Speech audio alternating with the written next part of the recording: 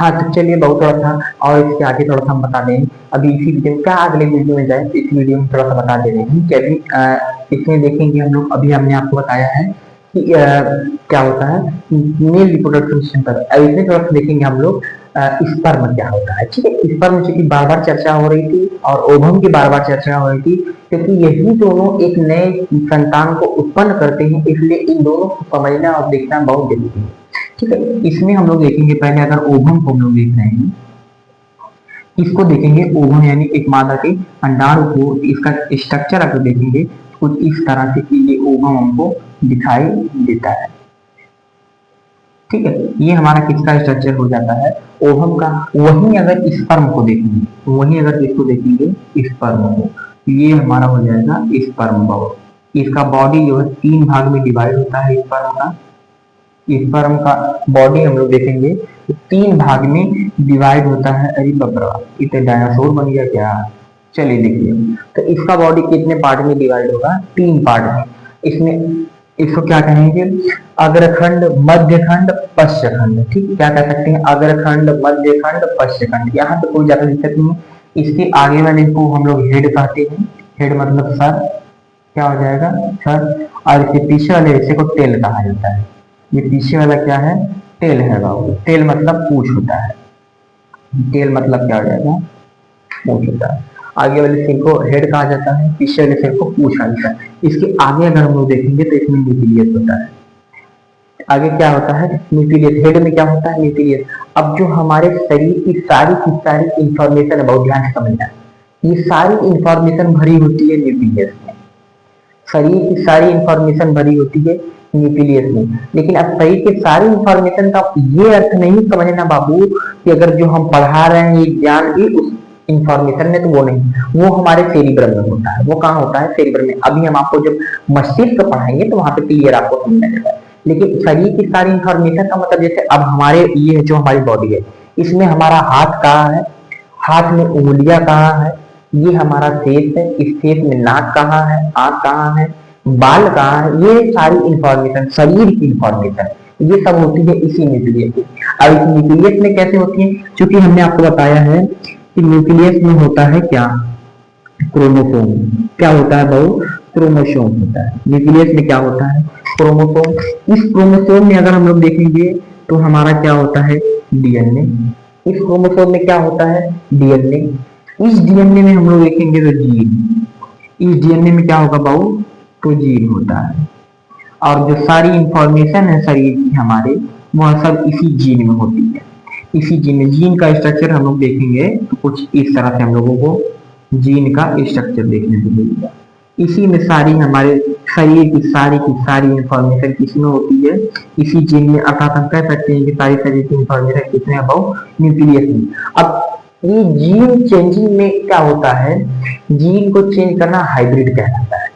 ठीक है, जीन को चेंज करना क्या कहलाता है, हाइब्रिड कहलाता है। आजकल हाइब्रिड का जमाना बहुत ज्यादा, आपने सुना होगा कि अभी हम तो हाइब्रिड वाली लौकी लगाए हैं, हाइब्रिड वाली भिंडी लगाए हैं, हाइब्रिड वाली सब्जियां लगाए हैं। ठीक है, हाइब्रिड का मतलब उसके जीन का ट्रांसफॉर्मेशन, उसके जीन को चेंज कर दिया जा रहा है। जैसे अगर पहले के टाइम पे अगर लौकी उकी देखेंगे तो ज्यादा लमसम देखेंगे तो इतनी बड़ी होती थी लौकी की बात करेंगे तो 1-1.5 फीट की होती थी। लेकिन अब की जो हाइब्रिड लौकियां वो देखेंगे 4 फुट 5 फुट तो मोटी मोटी तब बड़ी बड़ी होती। ठीक है, तो उनकी जीन का क्या कर दिया है, ट्रांसफॉर्मेशन। अब जीन का ट्रांसफॉर्मेशन कैसे करते हैं, अभी तो इंडिया में उतना अलाउ नहीं है, मतलब बहुत कम ही यूज होता है। लेकिन इस जीन के ट्रांसफॉर्मेशन में आप लोग देखेंगे चाइना सबसे आगे। कौन आगे है, चाइना आगे है। कैसे चाइना आगे है कि ऊख हमारे यहाँ देखेंगे तो नॉर्मली 5 से 6 फीट के आसपास होती है, 5 से 6 फीट के आसपास होती है। अब चाइना वाले क्या किए, उस ऊख के जीन को निकाल लिए, ऊख के जीन को निकाल लिए। ये हो गई ऊख का जीन। ऊख माने समझ रहे गन्ना, इसको ना समझ में आ रहा वो समझ जाए अपनी भाषा में। ऊख का मतलब क्या हो जाएगा, गन्ना। अब इस गन्ने की जीन में उन्होंने पहले खोजा कि इसमें से वो जीन कहाँ है जो उस गन्ने की लंबाई को डिसाइड कर रहा है। उस वाले जीन को यहाँ से उठा के यहाँ निकाल के रख दिया। फिर क्या किया, एक बांस का जीन ले लिया। बांस माने समझ रहे, बाम्बू जिसे कहेंगे, क्या कहेंगे, बाम्बू। देहात वाले समझ रहे होंगे कि बांस क्या होता है। ठीक है। अब इस बांस वाले जीन में उसने देखा, ये किसका जीन है भाऊ? गन्ने का जीन है। किसका जीन है? गन्ने का। ये किसका है? बांस का जीन है। किसका जीन है? बांस का। तो गन्ने के जीन में से जो गन्ने की लंबाई डिसाइड करता है उस वाले जीन को निकाल लिया हमने यहाँ पे। और फिर चाइना वाले ने क्या किया कि बांस के जो जीन है उसमें से जो बांस की लंबाई को डिसाइड करता है उसके जीन को निकाल लिया यहाँ पे। तो बांस की जो लंबाई डिसाइड करता था वो वाला जीन उठा के गन्ने की जो लंबाई डिसाइड करता उसमें मिला दिया। अब गन्ने वाला जीन इसमें डाल दिया और बांस वाला जीन गन्ने में डाल दिया। तो उस टाइम पर जो गन्ना हुआ पता है, खूब लंबा लंबा गन्ना, खूब मोटा मोटा, ठीक है, खूब लंबा लंबा गन्ना। और इसमें क्या कर दिया, थोड़े से केले का भी जीन मिला दिया। अब केले के जीन मिलाने से क्या हुआ कि बात देखे, ये जो गन्ना हमारा बना वो एकदम नरम, यानी नाखून से भी उसको छील देते हैं, और गन्ने को नाखून से भी छील के उसको चूहा जाता है। ठीक है, तो ये सारी चेंजिंग में देखेंगे ये सब चाइना में आगे है। लौकिया देखेंगे, लौकी का ट्रांसफॉर्मेशन माने कोनो, अगर करेला देखेंगे सबसे बढ़िया, ये तो हमारा हो गया करेला का कोई चीज, कोई क्या है, करेला है। तो करेला देखेंगे छोटा साइज में होता है, लेकिन चाइना वालों ने इसको क्या कर दिया, लौकी की लंबाई को डिसाइड करने वाला जीन इस करेले की लंबाई की डिसाइड करने वाले जीन से मैच कर दिया। क्या करा दिया, मैच करा दिया। आपका जो करेला होगा तो खूब लंबा लंबा है, खूब 1.5 फुट का करेला होता है। ठीक है, और इसमें देखेंगे थोड़ा सा बहुत सारे एग्जाम्पल है। जैसे अब हम लोगों में अगर चेंज करना हो तो हम लोगों में सिंपली चेंज होगा कि अब हमारे बॉडी में बाल कहाँ उग रहे हैं, हमारे बॉडी में बाल कहाँ उग रहे हैं, ये इंफॉर्मेशन हमारे जीन में है। ये इंफॉर्मेशन किसमें है, हमारे जीन में। अब ये जीन का ट्रांसफॉर्मेशन बहुत टफ होता है। ठीक है, तो अब इसमें से उस जीन को हम निकाल लेंगे जो हमारे सिर पे बाल उगा रहा है, उस जीन को क्या करेंगे, निकाल लेंगे। तो जो हमारी संतान होगी, यानी जो हमारी होने वाली संतान रहेगी, उसमें देखेंगे तो टकला, वो बाला नहीं रहेगा, कब वो जिंदगी में बाला नहीं होगा, क्योंकि उसके जीन से वो इंफॉर्मेशन डिलीट कर दी गई है। उसके जीन से वो इंफॉर्मेशन डिलीट है, तो जो होने वाली संतान को बाल कहाँ से आएगा, क्योंकि जब उसका जीन में जो इंफॉर्मेशन है वही डिलीट कर दिया गया। और जीन का इंफॉर्मेशन, अच्छा सपोज कीजिए इसमें एक जीन है हमारा जो ये बता रहा है कि हमारा हाथ यहाँ पे लाना है, माने या बॉडी में तो कहीं भी आ सकता है, पेट में आ सकता है, यहाँ कमर में। तो ये किसमें लिखा है, इस जीन में लिखा है कि हमारा हाथ यहाँ से उगेगा। अब उस हाथ वाले जीन को निकाल के जहां पे हमारा पेट है वहां पे डाल दिए, वहां पे डाल दिए। अब आपको क्या होगा कि जो हमारा बच्चा होगा उसमें देखेंगे तो हाथ उसका यहाँ ना होकर पेट से निकल रहे हैं, क्योंकि ये जीन का एक ट्रांसफॉर्मेशन किया जाता है। जीन का क्या किया जाता है, ट्रांसफॉर्मेशन किया जाता है। जीन का बहुत समझ के उसी तरह से तो जो हमारे शरीर की सारी इंफॉर्मेशन है वो किसमें है, न्यूक्लियस में है। किसमें है, न्यूक्लियस में है। कोई दिक्कत, क्योंकि न्यूक्लियस में क्या होता है, क्रोमोसोम, क्रोमोसोम में क्या होता है, डीएनए, डीएनए में क्या होता है, जीन होता है। और जीन जब ये टूटता फूटता है तो आरएनए बनाता है। क्या बनाता है, आरएनए। और आरएनए जब टूटता है तो प्रोटीन बनाता है। आरएनए जब एमिनो एसिड में बदलते हैं तो क्या बनाते हैं, प्रोटीन। ये प्रोसेस थोड़ा सा अलग है, अभी हम आपको पूरा बढ़िया तरीके से DNA, RNA, mRNA, tRNA, RNA सारी डिटेल अभी आपको पढ़ेंगे, क्योंकि बायोलॉजी जो है बहुत बड़ी है।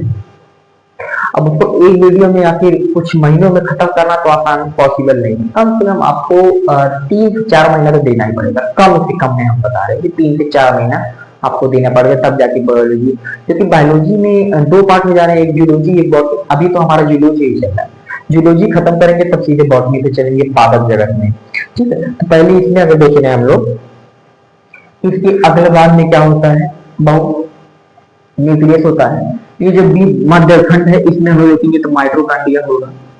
क्या होगा, माइटोकॉन्ड्रिया होता है। क्या होता है भाऊ, माइटोकॉन्ड्रिया। ये माइटोकॉन्ड्रिया क्या करता है कि जो इसमें पूछ है, इसके पूछ में एनर्जी देता है। एनर्जी का मतलब फ्रुक्टोज बनाता है। इसके पूछ में क्या होता है भाऊ, फ्रुक्टोज होता है। ठीक है, स्पर्म के पूछ में क्या होता है, फ्रुक्टोज होता है। फ्रुक्टोज क्यों होता है, ताकि ये मूवमेंट करके जो हमारा ओवम है वहां तक जा सके। मूवमेंट करके कहां तक जा सके भाऊ, ओवम तक जा सके। अब इसमें क्या होता है कि एक बार में हम लोग देखेंगे मेल में से जो स्पर्म निकलते हैं, जो वीर्य, वीर्य निकलता है वह 5 से 7 ml के करीब निकलता है। कितना ml स्पर्म निकलता है? तो 5 ml से 7 ml के लगभग एक बार में स्पर्म निकलता है। और इस 5 से 7 ml में हम लोग देखेंगे तो करीब 20 लाख, कितने?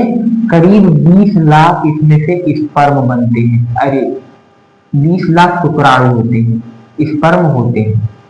ठीक है, इस 5 से 7 ml वीर्य में, इसमें बहुत वीर्य में एक व्हाइट पदार्थ तो निकलता है मास्टरबेशन के बाद। इस क्रिया के बाद, मास्टरबेशन की क्रिया के बाद 5 से 7 ml के लगभग वीर्य निकलता है, जिस वीर्य में हम लोग देखेंगे तो 20 लाख स्पर्म, 20 लाख शुक्राणु होते हैं।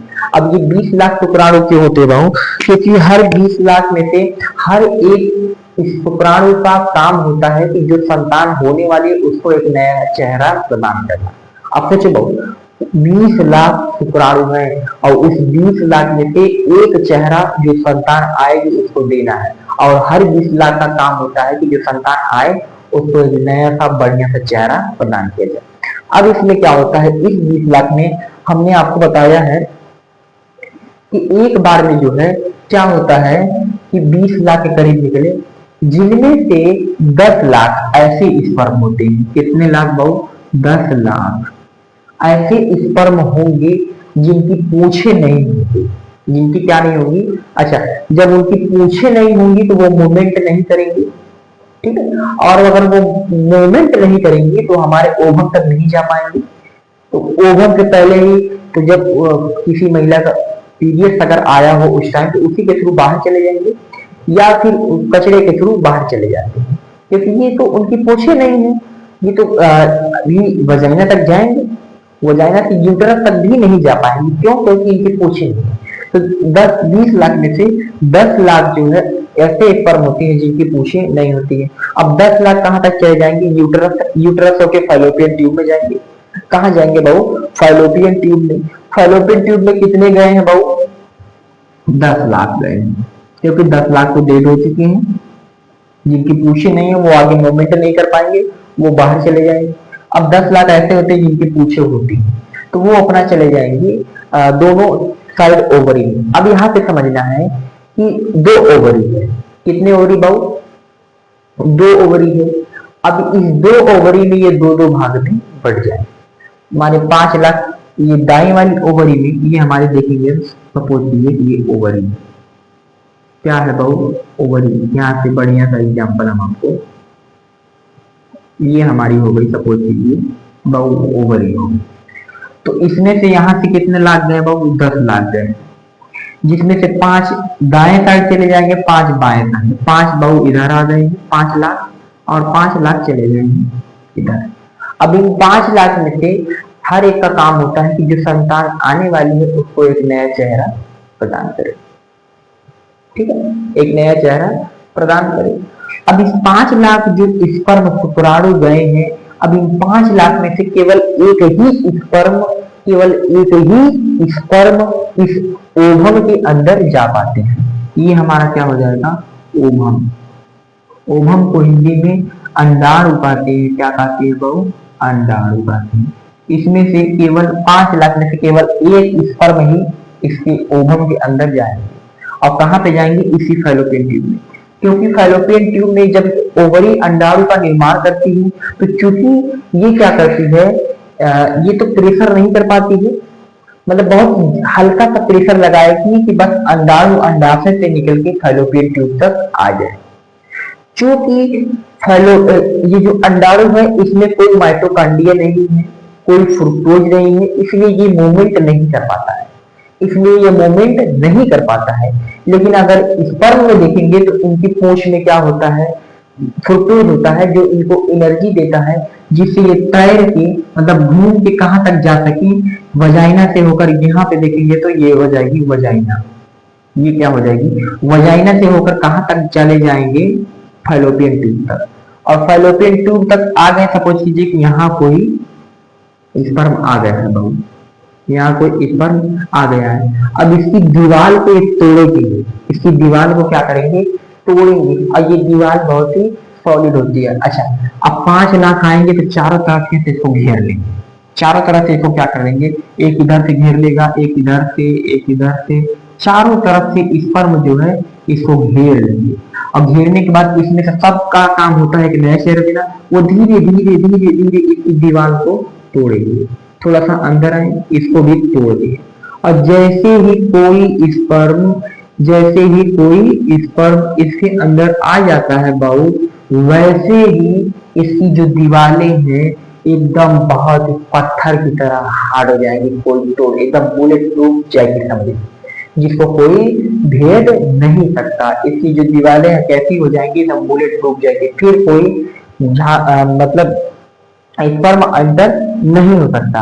अब जो बची है स्पर्म ये सब तो अंदर नहीं होंगी, ये मेंस्ट्रुएशन साइकिल के थ्रू, यानी उस महिला का जो मेंस्ट्रुएशन साइकिल होगा तो ये मर जाएंगे, सब उसके थ्रू बाहर चले जाएंगे, या फिर यूरिन के थ्रू, नहीं यूरिन के थ्रू तो नहीं जाएंगे, क्योंकि यूरिन की नली इनमें देखेंगे तो अलग होती है। ठीक है, अगर वजाइना हम लोग देख रहे हैं, यहाँ पे हम देखेंगे एक महिला का वजाइना देखेंगे। ठीक है, यहाँ पे हो जाएगा ये वजाइना का पोर्शन। इस वजाइना के नीचे एक होल होता है जिसे हम लोग क्या कहेंगे बाबू, यूरेथ्रा। इसे हम लोग सर्विक्स कहते हैं। क्या कहते हैं, सर्विक्स कहते हैं। इसी सर्विक्स के थ्रू महिला अपने मूत्र का त्याग करती है बाहर, ना कि वजाइना में। मतलब वजाइना में ही ये होल होता है, लेकिन अगर आप इसे समझ नहीं पा रहे होंगे क्लियरली, हम आपको साफ साफ इसे शर्माना क्या है। जैसे मेल में देखेंगे तो एक ही रास्ते से स्पर्म भी निकलेगा, एक ही रास्ते से यूरिन भी निकलेगी। जबकि महिला में ऐसा नहीं होता। महिला में आप देखेंगे तो पीरियड से निकलने का दूसरी नली होगी, जिसे हम लोग वजाइना क्या कहेंगे, दूसरी नली होगी, और इसमें यूरिन निकलने की दूसरी नली होगी। मेल में दोनों नली एक ही, फीमेल में दोनों अलग अलग नली होती है, दोनों अलग अलग नली होती है। क्लियर। अभी हमारे पास वो टीवी वोवी तो है नहीं, यानी कोई जो टीवी में पढ़ाया जाता है वो वाला बोर्ड तो है नहीं कि वहां पे क्लियरली आपको बार बार मिटाया जाए, बार बार समझाया जाए, थोड़ा सा दिक्कत होती है, इसीलिए थोड़ा सा हम आपको डायरेक्ट यहीं पे समझाते रहे। ठीक है, जैसे ही कोई स्पर्म इसके अंदर इंटर होगा, ये सारी दीवार लाओ और ये जाकर फिर कहाँ चला जाएगा, इस यूटरस में आ जाएगा। कहाँ पे आ जाएगा बाबू, इस यूटरस में आ जाएगा। यूटरस में आने के बाद धीरे धीरे धीरे धीरे उनका डिवीजन होता जाएगा, वो एक बच्चे का रूप ले लेगा और एक नन्हा मुन्ना सा बच्चा 9 महीने में डिलीवरी हो जाएगा। चलिए बाबू, इसी के साथ हम मिलते हैं आपको अगले वीडियो में। तब तक के लिए आप सभी का बहुत बहुत धन्यवाद हमारे क्लियर क्लासेस से जुड़ने के लिए। अगर आप इसका स्क्रीनशॉट लेना चाहें तो ले सकते हैं। मिलते हैं हम आपको अगले वीडियो में। धन्यवाद।